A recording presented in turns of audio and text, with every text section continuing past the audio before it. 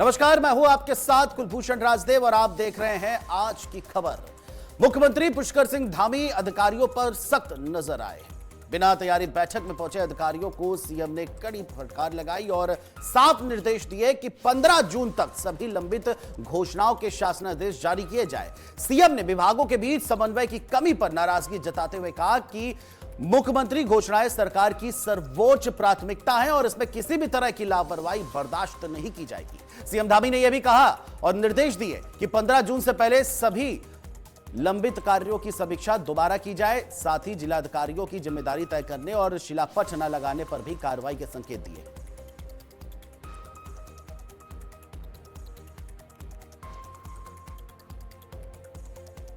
और वही अग्निवीर योजना के खिलाफ कांग्रेस का राज्यव्यापी आंदोलन तेज हो गया है। पूर्व सैनिक विभाग के प्रदेश अध्यक्ष कर्नल राम रतन नेगी के नेतृत्व में आंदोलन के चौथे चरण की शुरुआत कांग्रेस मुख्यालय राजीव भवन से की गई। इस मौके पर गणेश गोदियाल और हरीश रावत ने आंदोलन रथ को हरी झंडी दिखाकर कुमाऊं मंडल के लिए रवाना किया। कर्नल नेगी ने बताया कि इससे पहले 3 चरणों में गढ़वाल और कुमाऊं में यात्राएं निकाली जा चुकी हैं, जिन्हें अच्छा जनसंपर्क मिला है। अब चौथे चरण में 8 सदस्यीय टीम खटीमा, चंपावत, पिथौरागढ़ और बागेश्वर समेत नैनीताल में जनसंपर्क करेगी और 9 मई को वापस देहरादून लौटेगी।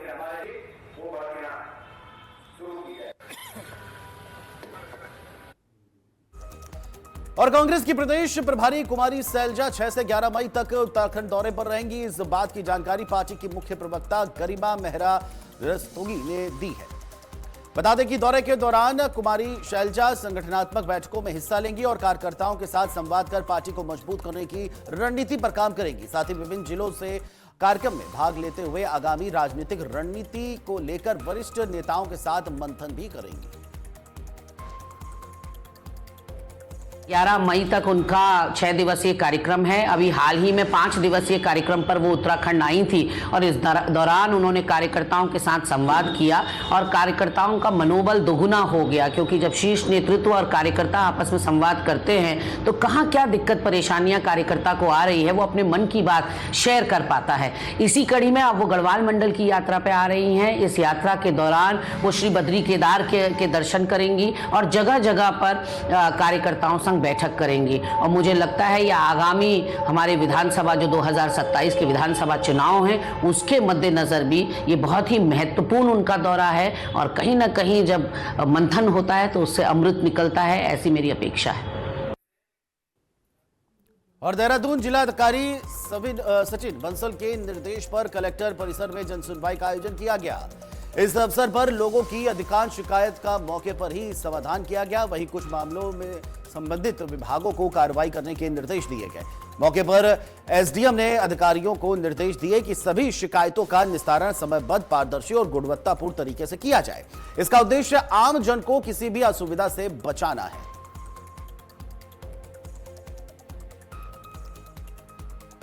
देहरादून के जिलाधिकारी सचिन बंसल ने कालसी क्षेत्र में स्वयं सहायता समूह की इकाइयों का निरीक्षण किया और महिलाओं के उत्पादों को ऑनलाइन बाजार से जोड़ने के निर्देश दिए।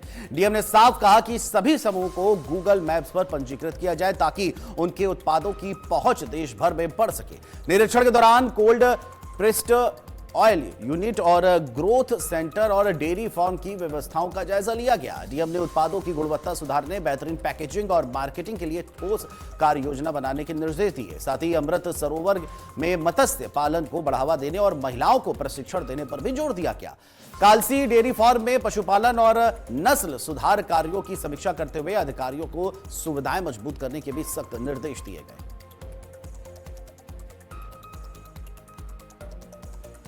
वहीं देहरादून के डीएम सचिन बंसल ने सब रजिस्ट्रार कार्यालय विकास नगर का भी निरीक्षण किया। डीएम की छापेमारी के दौरान गंभीर अनियमितताएं भी उजागर हुई। निरीक्षण के दौरान साल 2018, 2024 और 2025 के मूल विलेख पत्र कार्यालय में संदिग्ध स्थिति में पाए गए, जिन्हें जब्त कर लिया गया है। निरीक्षण के दौरान कार्यालय संचालन में पारदर्शिता की कमी, अभिलेखों की रखरखाव में लापरवाही और प्रकृत्यात्मक नियमों के उल्लंघन जैसी अन्य अनियमितताएं भी पाई गई। इन सभी बिंदुओं पर जांच कर प्रशासन रिपोर्ट तैयार करेगा और जांच में दोषी पाए गए आरोपियों के खिलाफ सख्त से सख्त कार्रवाई भी की जाएगी। और थर्डली हमारे कर अपवंचन के जितने भी मामले हैं क्या वो सारे रेफर हो रहे हैं या नहीं हो रहे हैं फॉर रिकवरी। तो उसी के दृष्टिगत ये हमारे निरीक्षण का दौर जारी है।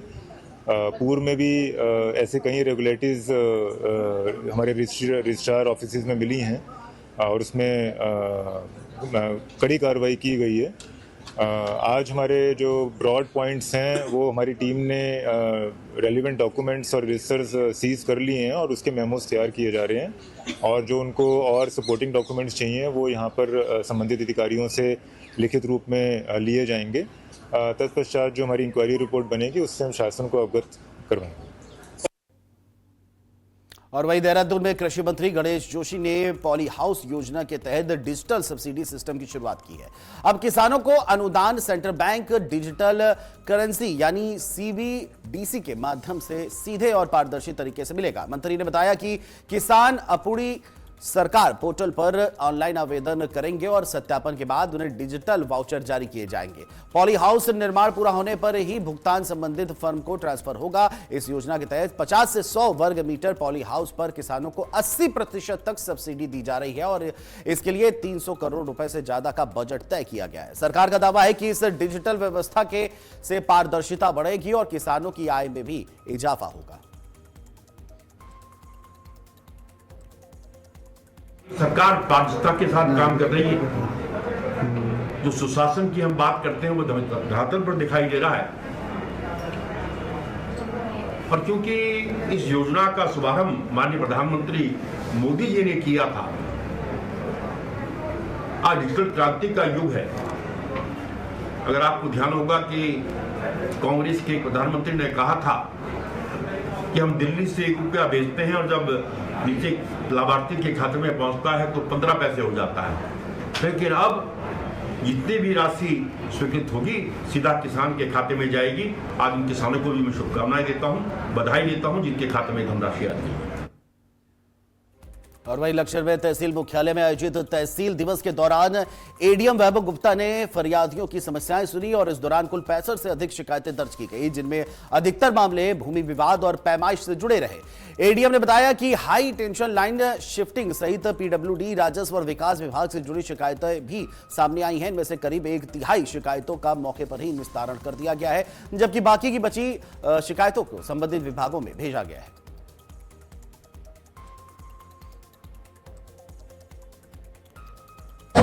आज लक्सर तहसील में तहसील दिवस है। लक्सर तहसील के अंतर्गत कुछ मौजे ऐसे हैं जिनकी आज तक चकबंदी नहीं हुई।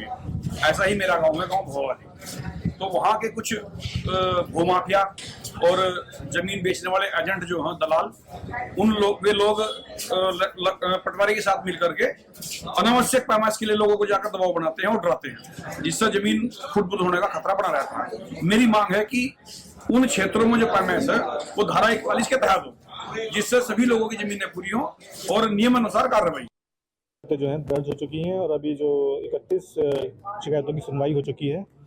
6 शिकायतें ऐसी हैं जिनका अभी मौके पर निस्तारण कर दिया गया और आज ही उनका मौके पर जाकर कुछ इनमें जांच करी जाएगी और आज ही उसका निस्तारण कर लिया जाएगा। जो मेनली जो शिकायतें आई हैं वो भूमि पैमाइश को लेकर, कुछ में भूमि विवाद पाया गया। एक शिकायत ऐसी थी जिसमें जो कुछ खतरनाक वृक्षों की लोपिंग और उसकी छटाई करने से संबंधित है। एक जगह पर यह भी शिकायत आई कि एक हाई टेंशन लाइन को शिफ्ट करना है। इसके अलावा ज़्यादातर शिकायतें भूमि विवाद को लेकर रही, तो उसमें कुछ जगह पर जहाँ पे न्यायालय के माध्यम से उसमें LR Act 41 में धारा में वाद चलना है, उसके तहत भी शिकायतकर्ता हैं उनको इसके संबंध में बता दिया गया है और बाकी का निस्तारण भी अभी किया जा रहा है। तो अभी भी ये तहसील दिवस लगातार जारी है और सभी विभाग के जो अधिकारीगण हैं यहाँ पर मौजूद हैं और जो भी शिकायतें आती जा रही हैं विभिन्न विभागों के माध्यम से उनका निस्तारण किया जा रहा है। ऋषिकेश में मसूरी देहरादून विकास प्राधिकरण ने अवैध निर्माण के खिलाफ बड़ा एक्शन लेते हुए हरिद्वार रोड पर एक बहुमंजिला इमारत को सील कर दिया है। यह कार्रवाई एसडीएम के निर्देश पर की गई, जहां बिना स्वीकृत मानचित्र के निर्माण किया जा रहा था। प्राधिकरण की टीम ने मौके पर पहुंचकर निर्माण कार्य को तत्काल प्रभाव से बंद कराया। इस दौरान पुलिस बल भी मौजूद रहा और पूरी कार्रवाई शांतिपूर्ण ढंग से संपन्न हुई। एमडीडीए उपाध्यक्ष वंशीधर तिवारी ने बताया कि नियमों के खिलाफ किसी भी निर्माण को बर्दाश्त नहीं किया जाएगा और आगे भी ऐसी ही कार्रवाई जारी रहेंगी। लगातार हो रही इस सख्ती से अवैध निर्माणकर्ताओं में हड़कंप मच गया है और प्रशासन ने साफ संदेश दिया है कि नियमों का उल्लंघन करने वालों पर भी कड़ी कार्रवाई तय है।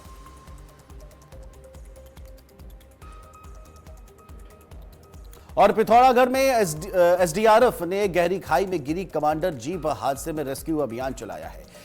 भुनाकोट से झूला घाट मार्ग पर बुरा गांव के पास एक जीप करीब 150 मीटर गहरी खाई में गिर गई, जिसमें 4 लोग सवार थे। हादसा उस समय हुआ जब सभी लोग एक विवाह समारोह से लौट रहे थे। स्थानीय लोगों ने तत्परता दिखाते हुए 3 घायलों को पहले ही बाहर निकालकर अस्पताल भेज दिया है, जबकि एक युवक लक्की भंडारी की मौके पर ही मौत हो गई है। एसडीआरएफ टीम ने दुर्गम परिस्थितियों में अभियान चलाकर मृतक के शव को खाई से बाहर निकाला और पुलिस को सौंप दिया है। घटना के बाद पूरे क्षेत्र में शोक का माहौल है।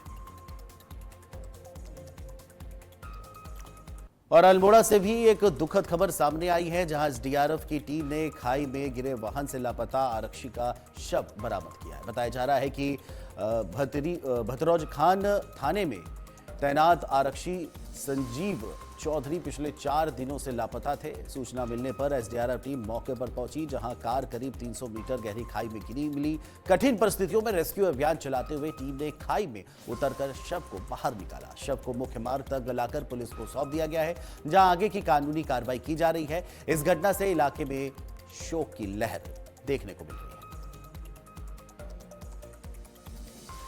और वहीं केदारनाथ से एक राहत भरी खबर सामने आई है, जहां एसडीआरएफ ने भारी बर्फबारी और कड़ाके की ठंड के बीच 2 तीर्थ यात्रियों की जान बचाकर मिसाल पेश की है। पहली घटना में हेलीपैड के पास एक 70 साल के तीर्थ यात्री आशाराम की तबीयत अचानक बिगड़ गई। एसडीआरएफ टीम ने मौके पर पहुंचकर प्राथमिक उपचार दिया और स्ट्रेचर के जरिए उन्हें अस्पताल पहुंचाया। वहीं दूसरी घटना में आस्था पथ पर एक महिला तीर्थयात्री कांताबाई की हालत बिगड़ने पर टीम ने तुरंत ऑक्सीजन सपोर्ट देकर उन्हें पीएचसी में भर्ती कराया। विषम मौसम के बावजूद एसडीआरएफ की तत्परता से दोनों ये तीर्थयात्रियों को समय पर इलाज मिल सका, जिससे उनकी जान बच पाई।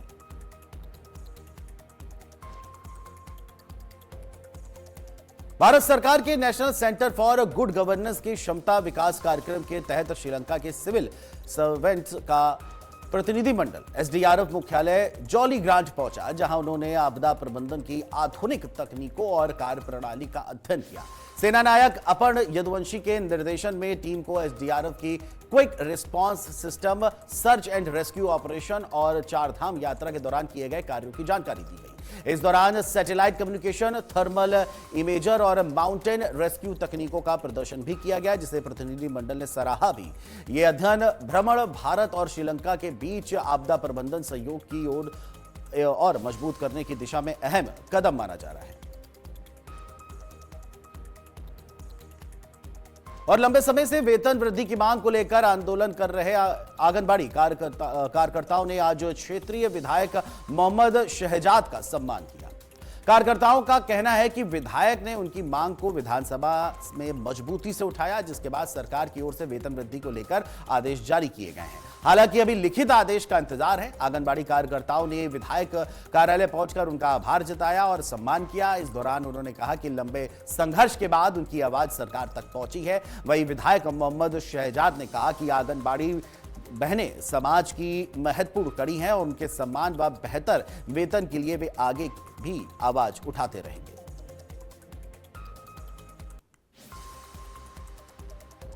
हम आवाज तो काफी टाइम से लगाने की कोशिश कर रहे थे।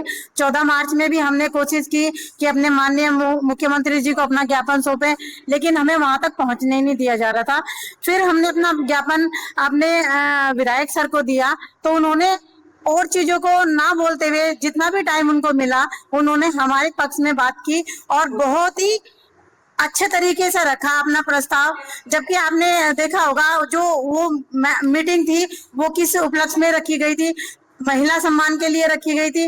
अरे महिलाएं तो जब सड़कों पे हैं और महिलाओं को सम्मान तो जब ही दिया जाएगा जब महिला अपने काम पर घर वापस पहुंचेंगी। लेकिन वो पिछले 2 महीने से आंगनबाड़ी परेशान थी, वो भी एक महिला ही है। और जैसे कि आपने भी सुना होगा विधायक सर ने एक शब्द में बोला है कि ये भी हमारी महिलाएं हैं और ये भी मातृवंदन में आती हैं।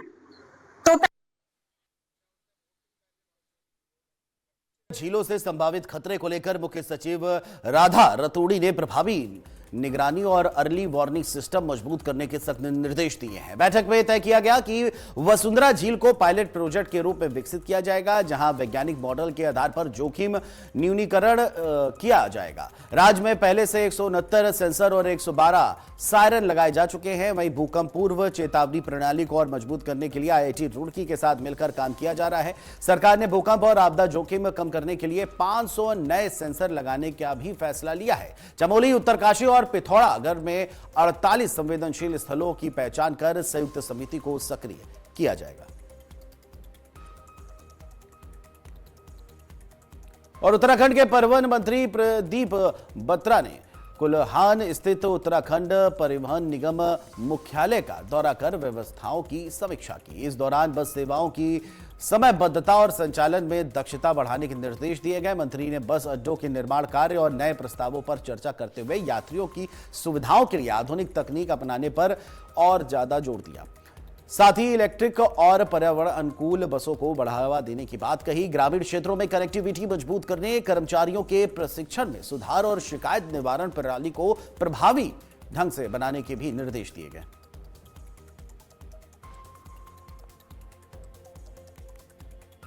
और कनिष्क सिंह नाम के अंतर्राज्यीय ठग गिरोह के सरगना को देहरादून पुलिस ने आखिरकार गिरफ्तार कर लिया। आरोपी खुद को राष्ट्रीय कांग्रेस पार्टी के वरिष्ठ पदाधिकारी का निजी सचिव बताकर नेताओं और जनप्रतिनिधियों से ठगी करता था। शिकायत के मुताबिक आरोपी ने एक महिला जनप्रतिनिधि भावना पांडे से पार्टी में बड़ा पद दिलाने के नाम पर 25 लाख रुपए की मांग की थी, जिसमें से रकम भी वसूली गई। पुलिस जांच में खुलासा हुआ कि आरोपी ने इससे पहले भी जयपुर और पटना जैसे शहरों में नेताओं को टिकट और पद दिलाने के नाम पर करोड़ों रुपए की ठगी की है।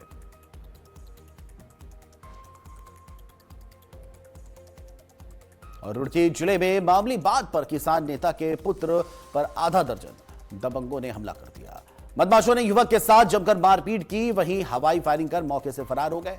हमले की पूरी वारदात सीसीटीवी कैमरे में कैद हो गई है। पीड़ित की शिकायत पर पुलिस ने सीसीटीवी की सहायता से आरोपियों की तलाश में शुरू कर दी है।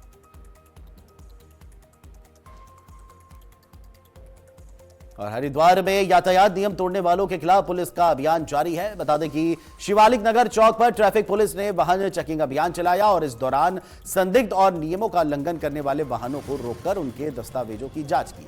अभियान के दौरान बिना हेलमेट और अधूरे दस्तावेजों के साथ चल रहे वाहनों के चालान काटे गए, वहीं कुछ वाहनों को सीज भी किया गया।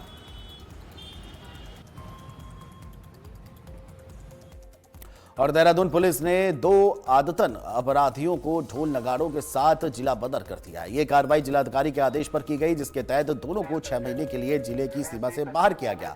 विकासनगर क्षेत्र के रहने वाले राहुल कश्यप और आसिफ पर चोरी, लूट, आर्म्स एक्ट समेत कई गंभीर आपराधिक मामले दर्ज हैं। पुलिस ने दोनों को हिमाचल प्रदेश की सीमा पावटा साहिब तक छोड़कर जिले से बाहर किया और चेतावनी दी कि अवधि के दौरान दोबारा प्रवेश पर कड़ी कानूनी कार्रवाई होगी। और इस दौरान पुलिस ने ढोल नगाड़ों के साथ सार्वजनिक रूप से मुनादी कर यह संदेश भी दिया कि अपराधियों के खिलाफ सख्त कार्रवाई आगे भी जारी रहेगी।